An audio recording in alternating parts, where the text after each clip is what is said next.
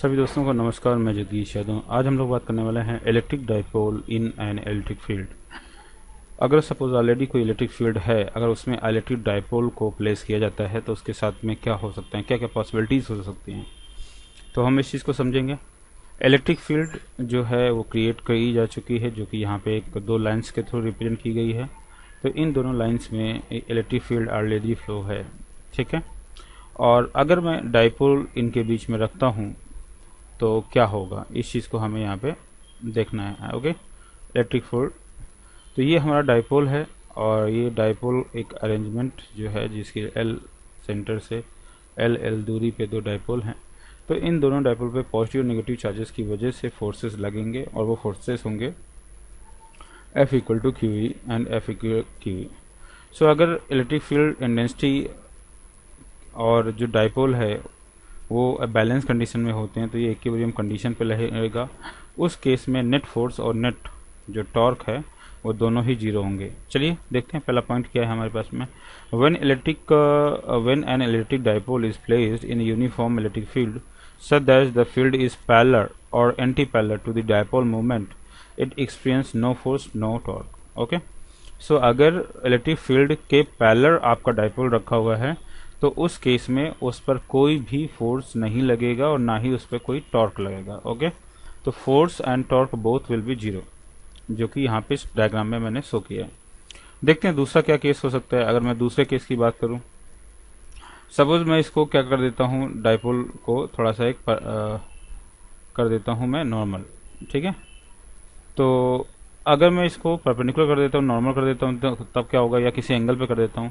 When dipole axis makes an angle theta with the field it will be experience no force but a torque. ये अगर dipole perpendicular करने पे force तो नहीं experience करेंगी, लेकिन इनमें टॉर्क लगेगा। और वो टॉर्क क्या होता है, तो टॉर्क की डिफिनेशन क्या होती है उसको हमें देखना पड़ेगा।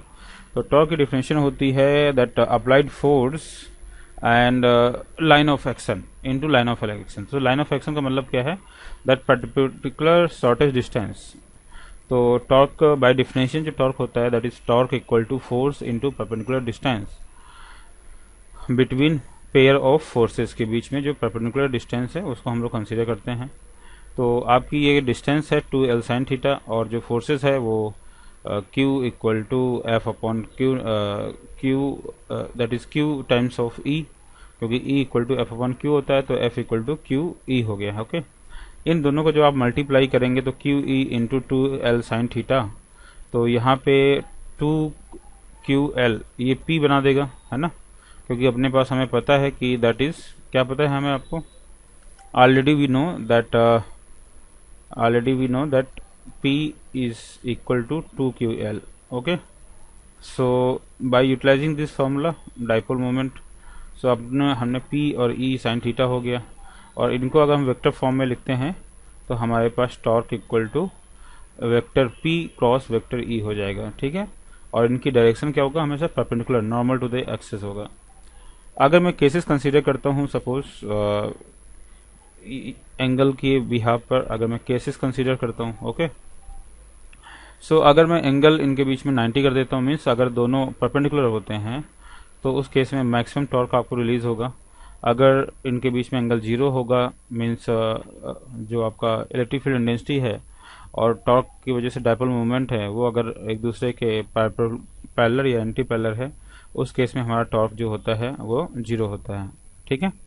सो ऐसा क्यों होता है, क्योंकि हमारे पास में जो आपका साइन 0 है उसकी वैल्यू 0 होती है, इसलिए 0 से मल्टीप्लाई कुछ भी करोगे तो आपका टॉर्क 0 ही आएगा। सो इस तरीके से हमारे पास एक रिलेशनशिप आ गई, tau equal to P E sine theta या फिर P cross E simply. So maximum torque P E and 0। यहाँ पे एक डायग्राम बनाया गया हुआ है, तो ये एक सिंपल हार्मोनिक मोशन या पीरियोडिक नेचर को शो कर रहा है। तो मैक्सिमम का जो टॉर्क है वो पी ई, मिनिमम टॉर्क जो है माइनस पी ई है, और ये एक साइनसॉइडल वेव्स को रिप्रेजेंट कर रहा है, ठीक है। सो चलो, उम्मीद करता हूँ आपको ये टॉपिक समझ में आया होगा। अगर फिर भी नहीं आया तो अगर कोई डाउट या क्वेरी है तो आप मुझे कंसल्ट कीजिए। Thank you so much for the class.